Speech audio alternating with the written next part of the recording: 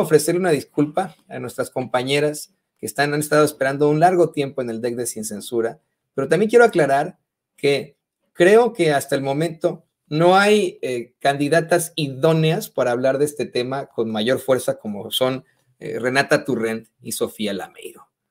Primero les doy la bienvenida. Sé que están igual de indignadas como yo por lo que vieron ayer en las redes del Partido Acción Nacional al haber pues tratado de justificar sus faltas y al deslindarse completamente de Genaro García Luna para después culpar de todo al presidente López Obrador. Vamos a hablar de eso, pero Renata Turrent, Sofía Lameiro, la saludo con mucho gusto, Renata.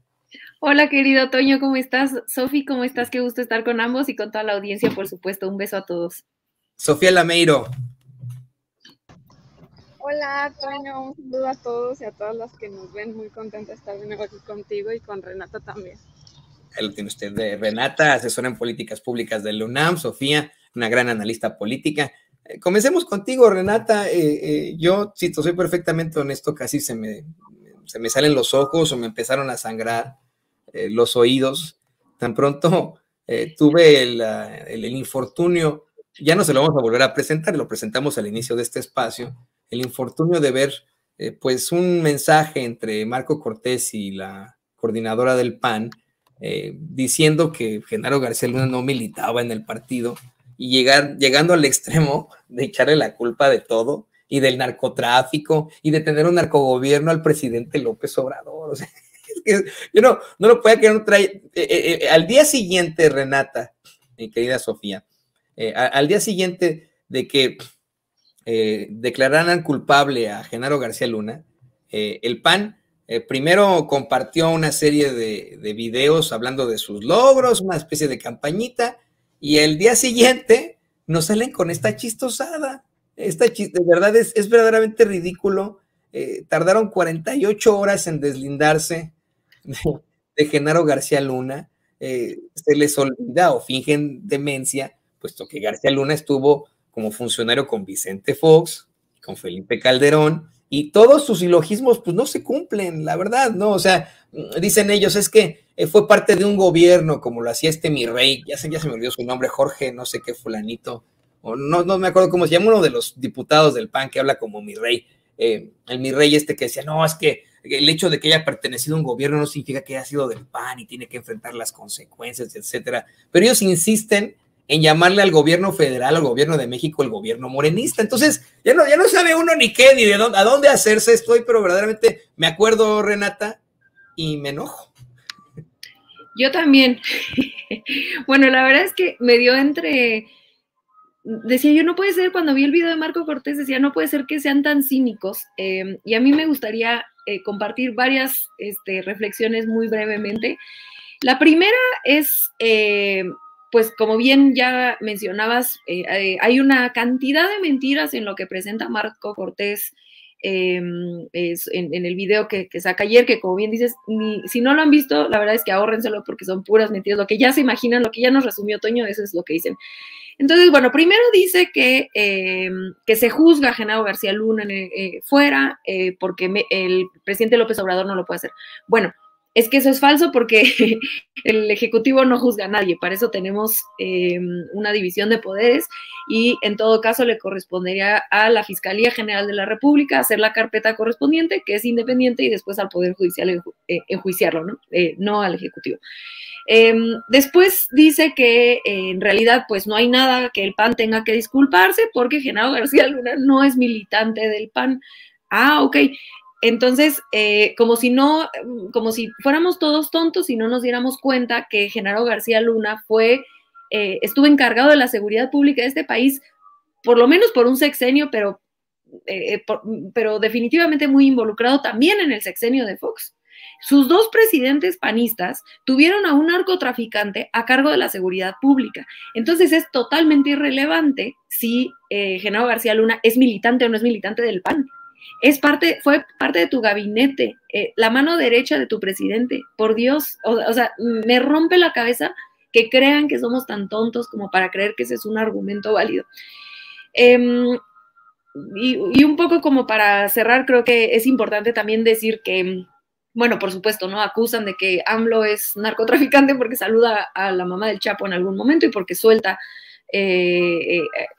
al hijo, ¿no? En algún otro momento. Bueno, es gravísimo, creo yo, para la conversación pública, atreverse a decir que hay un narcogobierno y que hay corrupción, cuando no estás presentando ni una sola prueba. Ni una sola prueba. ¿Ustedes creen que si tuvieran pruebas de lo que dicen del presidente López Obrador, no lo hubieran ya metido a la cárcel hace 1000 años? Por Dios, pues si tiene a todo el Poder Judicial en contra desde toda la vida. Es inverosímil que se atrevan a decir algo así sin presentar una sola prueba. Sobre todo, como tú ya bien mencionas, Toño, cuando tienen a un exsecretario de Seguridad Pública en la cárcel en Estados Unidos, declarado culpable. Y en la Ciudad de México, yo insisto que es importante entender al panismo como un conjunto. Aquí en la Ciudad de México hay 9 implicados penalmente. 4 de ellos prófugos de la justicia, incluyendo a Cristian Monroy, que era diputado, ahora ya no es porque ya se acabó sus faltas y está prófugo de la justicia. Tienen órdenes de aprehensión en su contra. Ya agarraron a la hermana de Cristian Monroy por todos los crímenes que hicieron aquí en la Ciudad de México y toda la robadera que hicieron en la Ciudad de México con sus corrupciones aquí en específico en la Benito Juárez.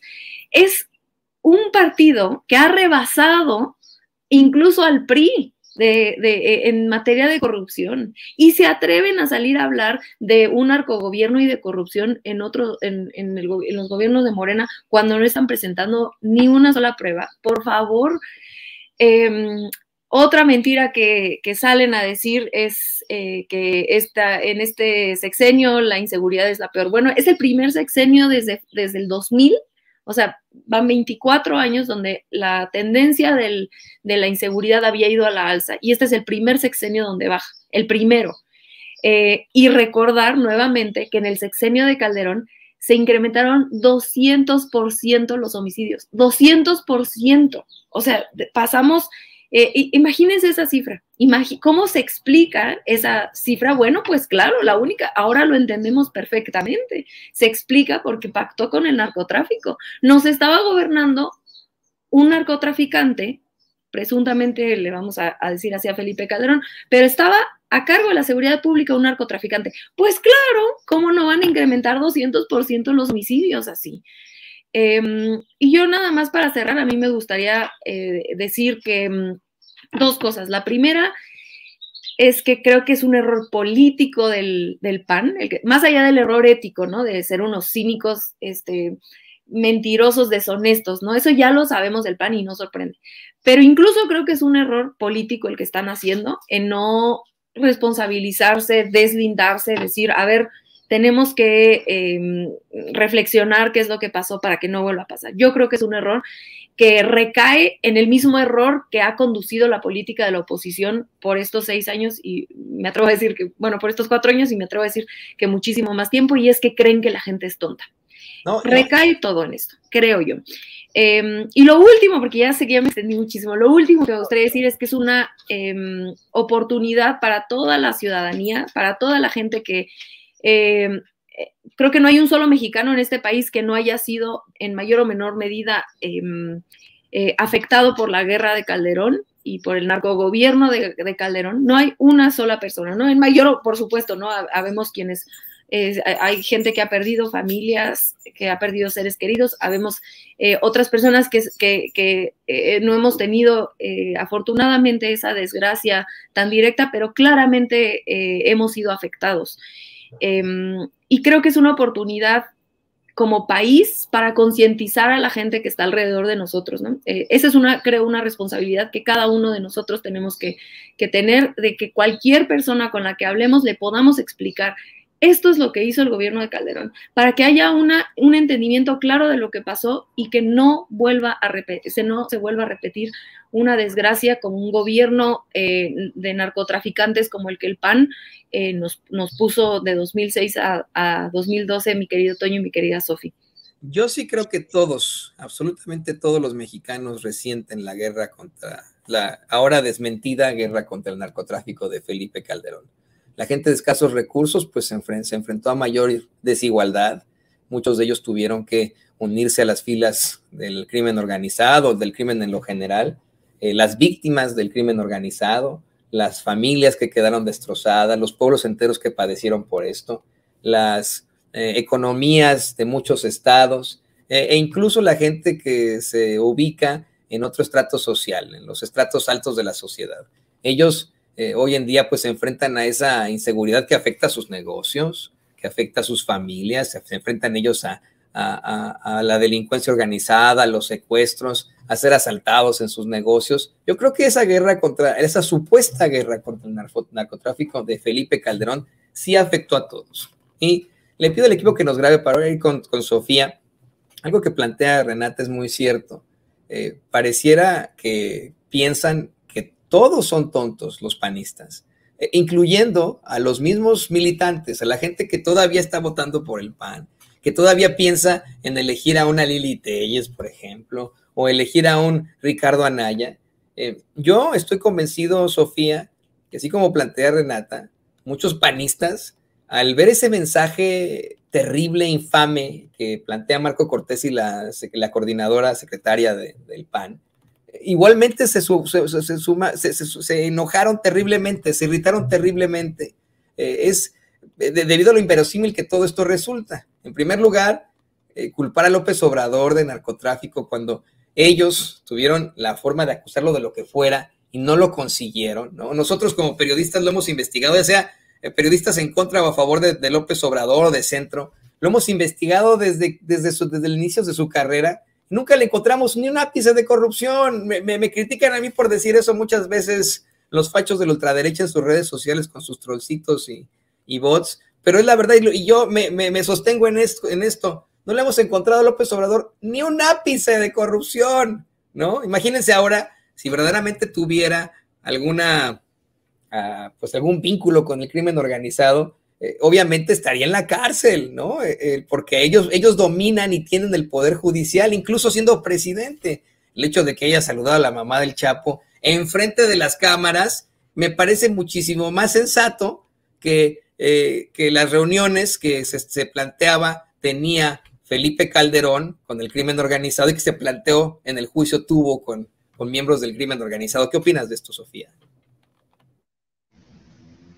Sí, creo que incluso es más profundo que solamente pensar que la gente es tonta, ¿no?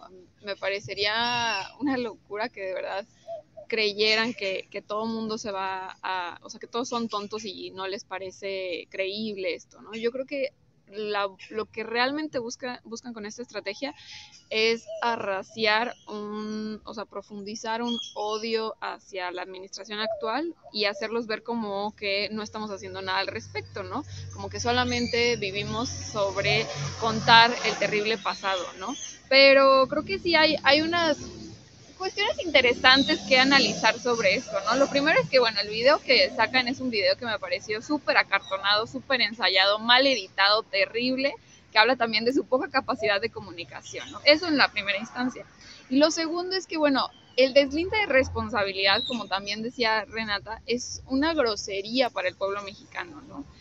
Creo que incluso hasta para los propios militantes del PAN sería más honesto decir: no vamos a permitir que vuelva a haber gente en nuestras filas para que haga este tipo de actuaciones en el poder público, ¿no? Esto sería todavía más honesto, veríamos incluso que, bueno, algo se está aprendiendo de estos errores o fue un simple error, ¿no? Pero lo que nos demuestra es más bien que no hay ningún tipo de reflexión al respecto y que más bien no están dando ningún tipo de garantía sobre una batalla contra la corrupción dentro de sus propias filas, pero sobre todo tampoco de mejorar quiénes son los próximos representantes del PAN que vayan a estar en sus administraciones públicas, ¿no?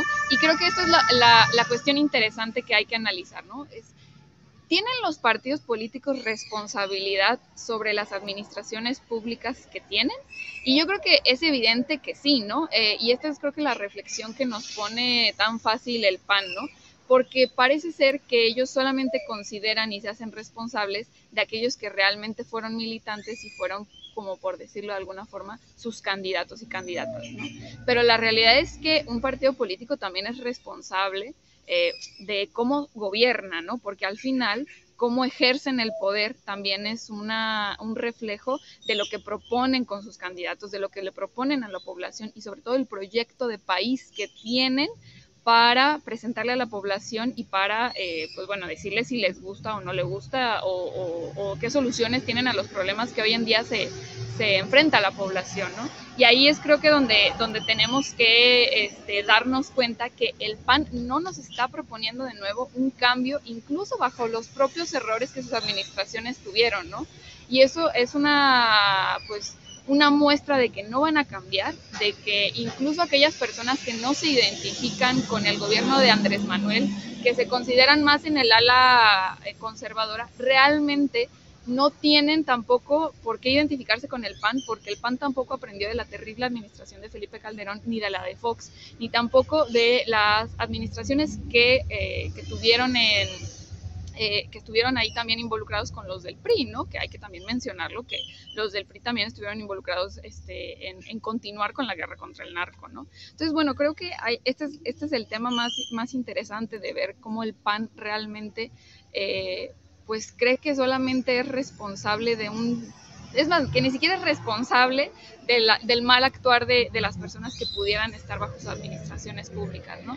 Y al final, pues bueno, hoy en día, incluso más de 20 años después de la guerra contra el narco, vemos que no ha cambiado mucho dentro de su propia estructura ni de sus propias administraciones públicas, ¿no? Ya decía Renata, pues las personas del PAN en la Ciudad de México, cómo es que también están investigadas, también hemos visto los casos de corrupción enormes que hemos visto últimamente, y lo vemos también acá en Jalisco, por ejemplo, con Enrique Alfaro, que tiene más de la mitad de su gabinete de expanistas, que también siguen haciendo una cantidad de robaderas impresionantes, unos gobiernos súper deficientes, y que hay una poca disponibilidad por escuchar las necesidades de la gente y por atenderlas. No, y la verdad es que yo considero, Sofía, que ni siquiera ellos se lo creen, ¿no? O sea, el decir que esa ínfima parte es su responsabilidad, no creo que ni ellos se lo creen.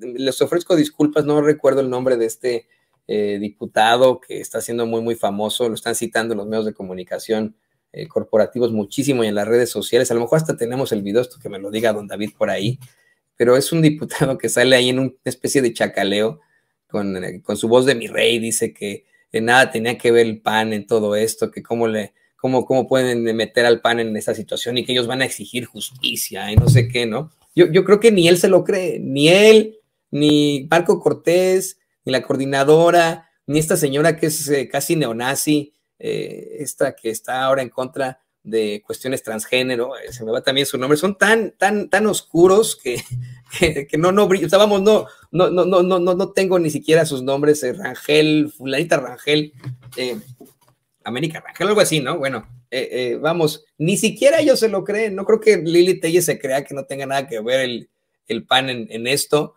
siendo que ella los denunció según esto hace algún tiempo, Kenia López Rabadán o Xochitl Gálvez, vamos, yo creo que llegan a sus casas en la noche, se duermen y pues se ponen a pensar, no, pues sí, la verdad es que tendría que enfrentar las consecuencias Felipe Calderón, pero esa es harina de otro costal. Y aquí viene la otra pregunta, y le pido al equipo que nos grabe. ¿Cómo van a marchar el domingo? ¿Cómo van a marchar los panistas, los priistas, los muy pocos perredistas que quedan? ¿Verdaderamente la gente va a ir a hacer el ridículo?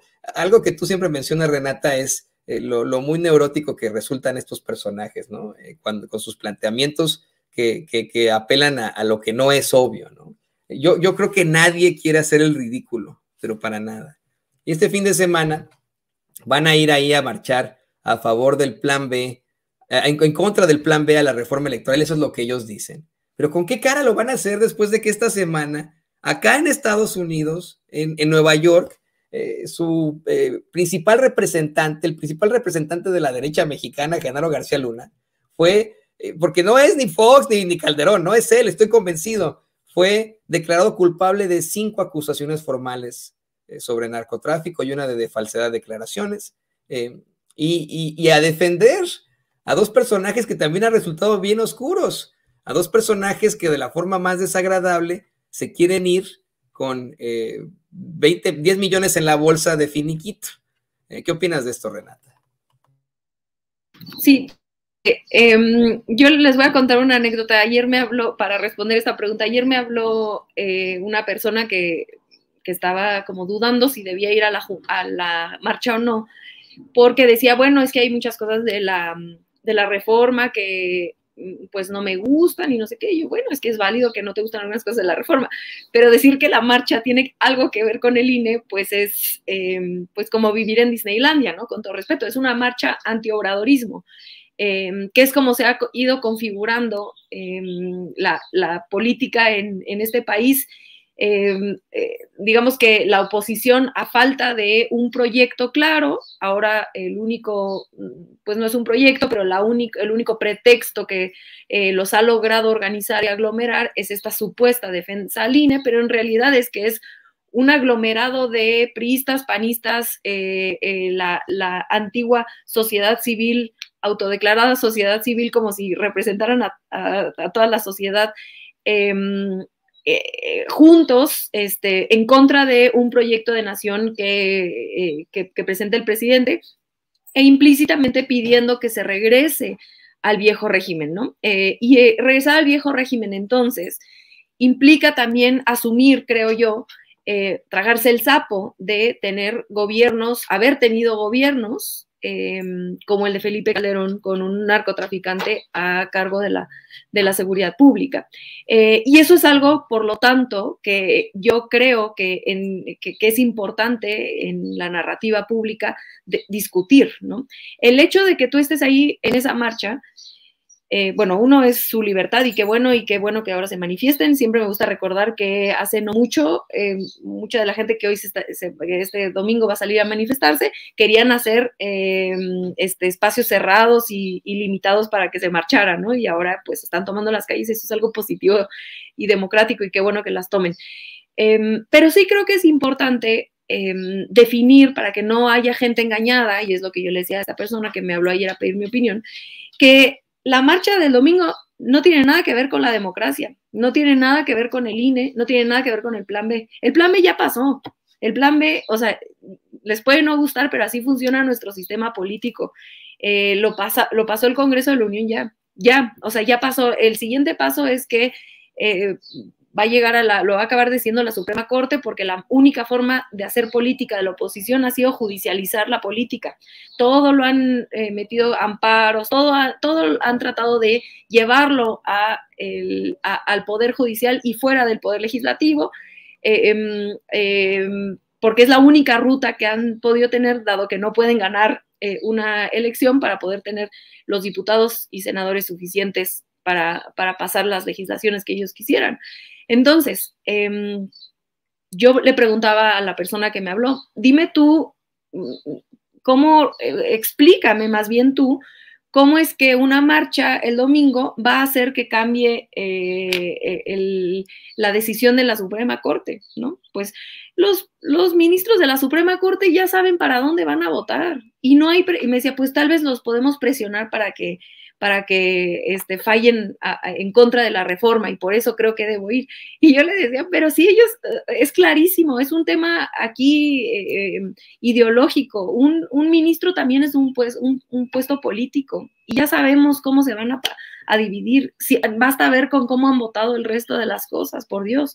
Entonces, dejando eso de un lado, esa mentira de que están yendo a defender al INE, están yendo a defender un proyecto político que, si bien no lo tienen explícitamente hablado porque no han podido articular un proyecto político o una propuesta política distinta a la del presidente López Obrador y distinta al viejo régimen, entonces lo que nos están planteando implícitamente es que su proyecto político es regresar al viejo régimen.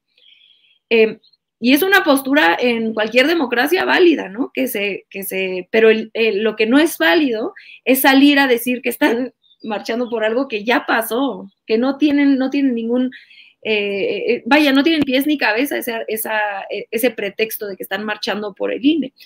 Entonces, a mí me gustaría que, así como quienes militamos en el obradorismo, asumimos nuestra militancia con el obradorismo y debatimos y explicamos por qué estamos a favor de este proyecto de nación, pues que ellos fueran honestos y explicaran por qué están a favor de regresar a un proyecto de nación en donde, con tal de que los privilegios a un sector económico, a la gente más rica, a los empresarios, se privilegiara, pues todo lo demás, derechos sociales, la seguridad pública, es casi irrelevante, ¿no? Es casi una cuestión secundaria que donde incluso si te gobierna un narcotraficante o si un narcotraficante está a cargo de la seguridad pública, pues no es tan grave, ¿no? Eso es lo que implícitamente nos están diciendo quienes están apoyando, convocando, impulsando esta marcha, y creo que ese es el debate público que tenemos que tener, que son dos proyectos distintos y contrapuestos de nación, y entonces hay que debatirlos, pero es muy difícil debatir con alguien que ni siquiera está asumiendo la postura que claramente está tomando, ¿no? Es una deshonestidad intelectual, política tremenda. Entonces, dado que ellos no van a hacerlo, pues yo sí pongo en la mesa que ese es el debate que se está poniendo, eso es lo que se está defendiendo del otro lado, y sí creo que esta marcha es una defensa. Obviamente no se van a poner a defender abiertamente a García Luna, pero sí es una defensa, insisto, al viejo régimen.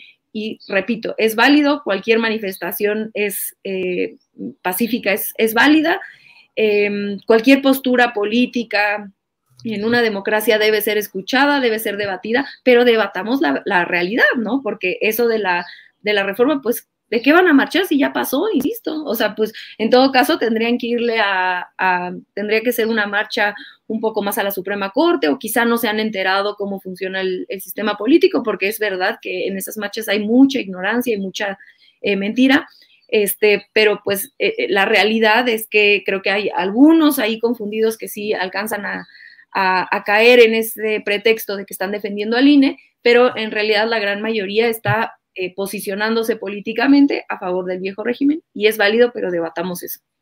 No, y considero que políticamente hablando, en todo caso, es un termómetro de Claudio X González y de la derecha en lo general, ¿no? Estamos ya ante las elecciones en el Estado de México y ante las elecciones en Coahuila. Este es un termómetro que ellos van a tener para ver tal vez cómo les va a ir en esas elecciones en las que van a perder, ¿no? Es más que, no sé Coahuila, pero el Estado de México definitivamente lo van a perder. Y le pido al equipo que por favor nos grabe, porque querida Sofía, hay algo que la querida Renata dice que es muy, muy claro y muy sensato. Evidentemente ya no hay razón ni siquiera de esta marcha.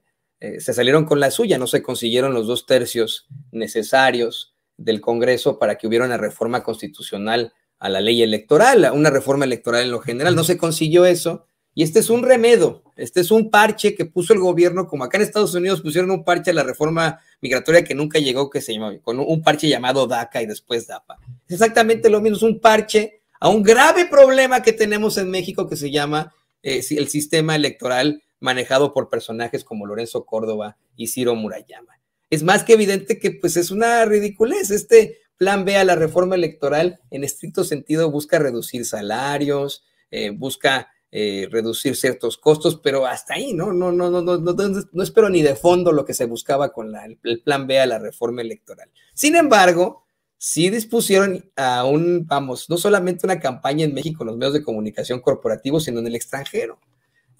Una campaña al nivel de tratar de poner como si se hubiera aceptado ese plan B a la reforma electoral. Ahí está la nota infame nuevamente de Natalie Kitroeff en el New York Times, la nota, la columna espantosa del tipo que le escribía los discursos a Bush y que es uno de los principales propagandistas de la guerra en Irak, en The Atlantic, o bien a Chuy García y varios congresistas demócratas acá en los Estados Unidos, a los que les doró la píldora Sarucán, ¿no? Todos están citando a Sarucán, pues sí, ya vi de dónde sacaron sus locuras para tener esta intención. ¿Qué opinas de esto, Sofía?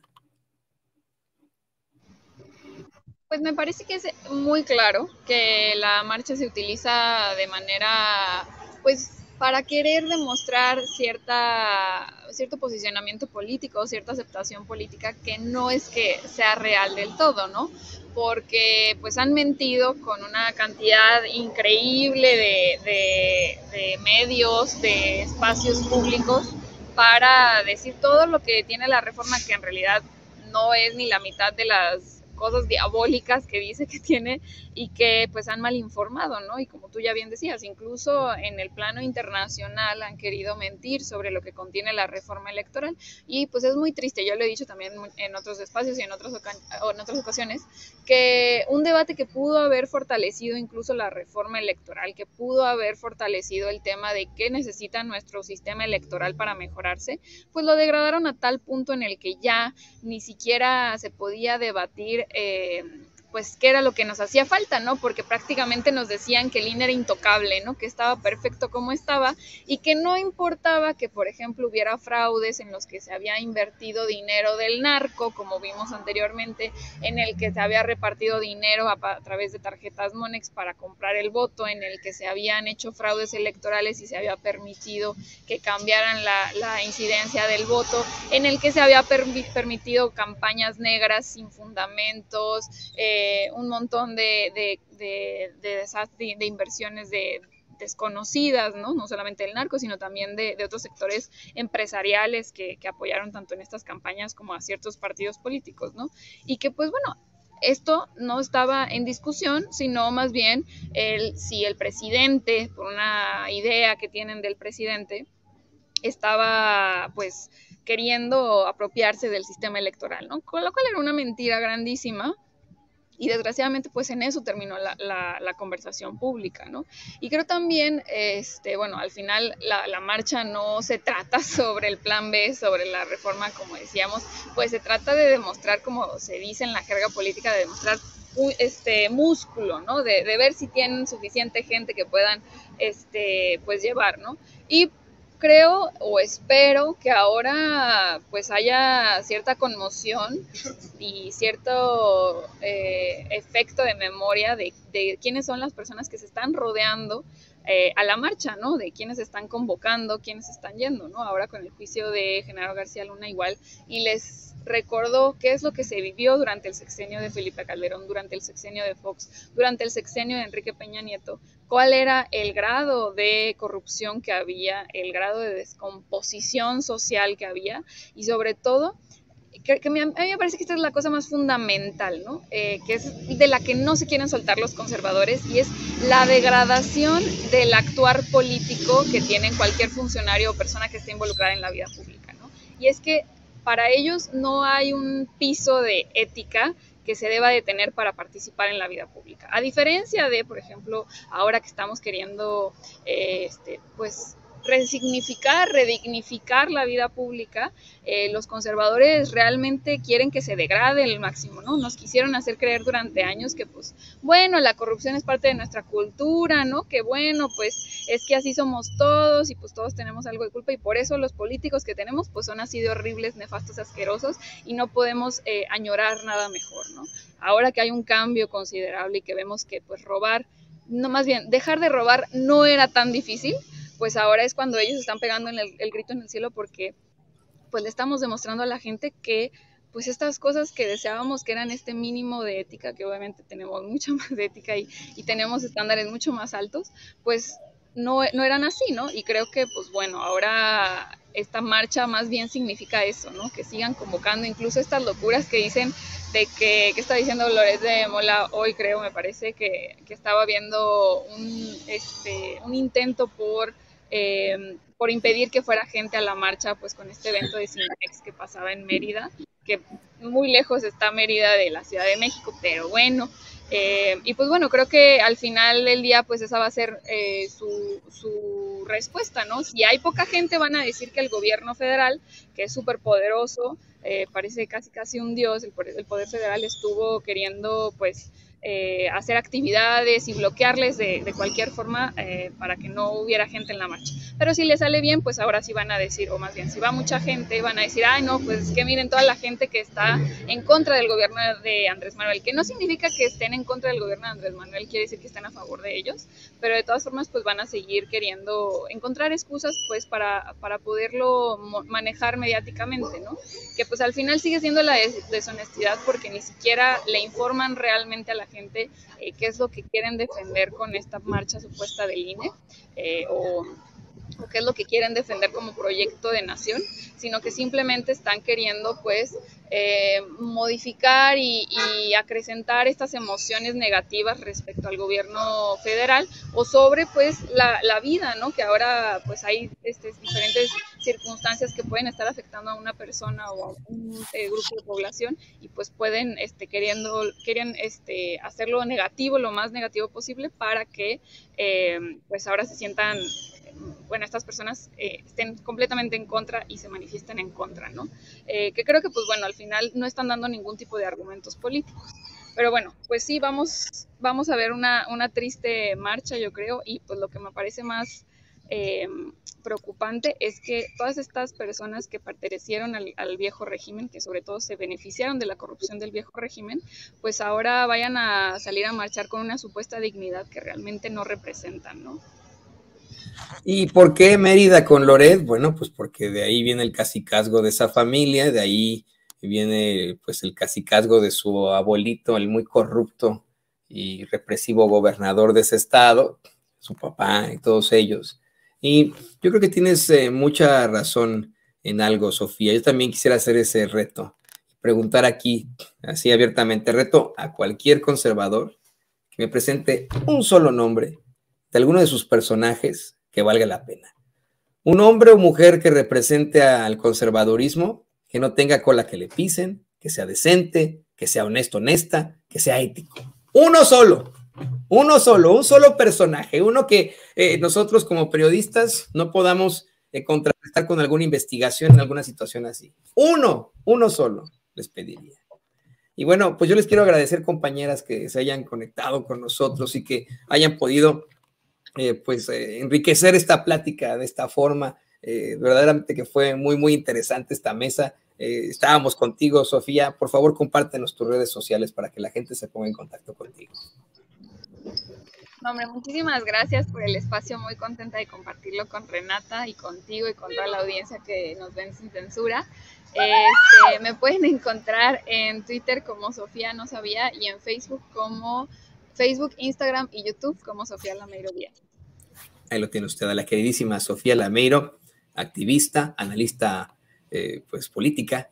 Muy, muy interesante su comentario hoy. Y también, querida Renata, por favor, compártenos tus redes sociales.